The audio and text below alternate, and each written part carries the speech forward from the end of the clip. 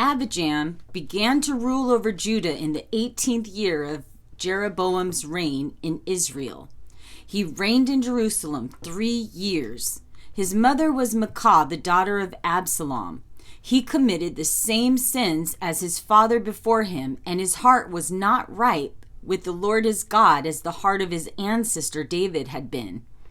But for David's sake, the Lord his God allowed his dynasty to continue, and he gave Abijam a son to rule after him in Jerusalem. For David had done what was pleasing in the Lord's sight and had obeyed the Lord's commands throughout his life, except in the affair concerning Uri the Hittite. There was war between Abijam and Jeroboam throughout Abijam's reign. The rest of the events in Abijam's reign and all his deeds are recorded in the book of the history of the kings of Judah. There was constant war between Abijam and Jeroboam. When Abijam died, he was buried in the city of David. Then his son Asa became the next king. Asa began to rule over Judah in the 20th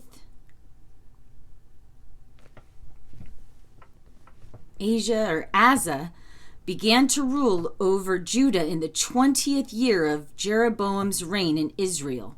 He reigned in Jerusalem 41 years. His grandmother was Maacah, the daughter of Absalom. Asa did what was pleasing in the Lord's sight, as his ancestor David had done. He banished the shrine prostitutes from the land and removed all the idols his ancestors had made. He even deposed his grandmother Maacah from her position as queen mother because she had made an obscene Asher pole. He cut down the pole and burned it in the Kidron Valley. Although the pagan shrines were not completely removed, Asa remained faithful to the Lord throughout his life. He brought into the temple of the Lord the silver and gold and the utensils that he and his father had dedicated. There was constant war between King Asa and Judah and King Baasha of Israel. King Basha of Israel invaded Judah and fortified Ramah in order to prevent anyone from entering or leaving King Asa's territory in Judah. Asa responded by taking all the silver and gold that was left in the treasuries of the Lord's temple and the royal palace. He sent it with some of his officials to Ben-Hadad, son of Tabramon and grandson of Hezon, the king of Aram, who was ruling in Damascus, along with this message: "Let us renew the treaty that existed between your father and my father. See, I am sending you a gift of silver and gold. Break your treaty with King Basha of Israel so that he will leave me alone." Ben-Hadad agreed to King Asa's request and sent his armies to attack Israel. They conquered the towns of Ijon, Dan, Abel-Beth-Maacah, and all Kinnereth, with all the land of Naphtali. As soon as Baasha of Israel heard what was happening, he abandoned his project of fortifying Ramah and withdrew to Tirzah. Then King Asa sent an order throughout Judah requiring that everyone without exception help to carry away the building stones and timber that Baasha had been using to fortify Ramah. Asa used these materials to fortify the town of Geba in Benjamin and the town of Mitzpah. The rest of the events in Asa's reign, the extent of his power, and the names of the cities he built and recorded in the book of the history of kings of Judah. In his old age, his feet became diseased. When Asa died, he was buried with his ancestors in the city of David. Then his son Jehoshaphat became the next king. Nadab, son of Jeroboam, began to rule over Israel in the 2nd year of King Asa's reign in Judah. He reigned in Israel 2 years. But he did what was evil in the Lord's sight and followed the example of his father, continuing the sins of idolatry that Jeroboam had led Israel to commit. Then Baasha, son of Abijah, from the tribe of Issachar, plotted against Nadab and assassinated him while he and the Israelite army were laying siege in the Philistine town of Gibbethon. Baasha killed Nadab in the 3rd year of King Asa's reign in Judah, and he became the next king of Israel. He immediately killed all the descendants of King Jeroboam, so that not one of the royal family was left, just as the Lord had promised concerning Jeroboam by the prophet Abijah from Shiloh. This was done because Jeroboam had aroused the anger of the Lord, the God of Israel, by the sins he had committed and the sins he had led Israel to commit. The rest of the events in Nadab's reign and all his deeds are recorded in the book of the history of the kings of Israel. There was constant war between Asa and King Basha of Israel. Basha began to rule over Israel in the 3rd year of King Asa's reign in Judah. Basha reigned in Tirzah 24 years. But he did what was evil in the Lord's sight and followed the example of Jeroboam, continuing the sins of idolatry, and Jeroboam had led Israel to commit. This message from the Lord was delivered to King Basha by the prophet Jehu, son of Hanani. I lifted you out of the dust to make you ruler of my people Israel, but you have followed the evil example of Jeroboam. You have aroused my anger by causing my people to sin. So now I will destroy you and your family, just as I destroyed the descendants of Jeroboam, son of Nebat. Those of your family who die in the city will be eaten by dogs, and those who die in the field will be eaten by vultures. The rest of the events in Baasha's reign and the extent of his power are recorded in the book of the history of the kings of Israel. When Baasha died, he was buried in Tirzah. Then his son Elah became the next king. This message from the Lord had been spoken against Baasha and his family through the prophet Jehu, son of Mahani. It was delivered because Baasha had done what was evil in the Lord's sight, arousing him to anger by his sins, just like the family of Jeroboam, and also because Baasha had destroyed the family of Jeroboam. Elah, son of Baasha, began to rule over Israel from Tirzah in the 26th year of King Asa's reign in Judah. He reigned in Israel 2 years. Then Zimri, who commanded half of the royal chariots, made plans to kill him. One day in Tirzah, Elah was getting drunk at the home of Arza, the supervisor of the palace. Zimri walked in and struck him down and killed him. This happened in the 27th year of King Asa's reign in Judah. Then Zimri became the next king. Zimri immediately killed the entire royal family of Baasha, and he did not leave a single male child. He even destroyed distant relatives and family and friends. So Zimri destroyed the dynasty of Basha as the Lord had promised through the prophet Jehu. This happened because of the sins of Basha and his son Elah, and because of all the sins they led Israel to commit, arousing the anger of the Lord, the God of Israel, with their idols. The rest of the events in Elah's reign and all his deeds are recorded in the book of the history of the kings of Israel. Zimri began to rule over Israel from Tirzah in the 27th year of King Asa's reign in Judah, but he reigned only 7 days. When the army of Israel, which was then engaged in attacking the Philistine town of Gibbethon, heard that Zimri had assassinated the king. They chose Omri, commander of the army, as their new king. So Omri led the army of Israel away from Gibbethon to attack Tirzah, Israel's capital.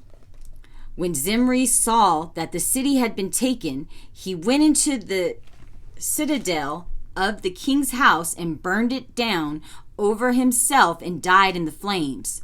For he too had done what was evil in the Lord's sight and followed the example of Jeroboam, continuing the sins of idolatry that Jeroboam had led Israel to commit.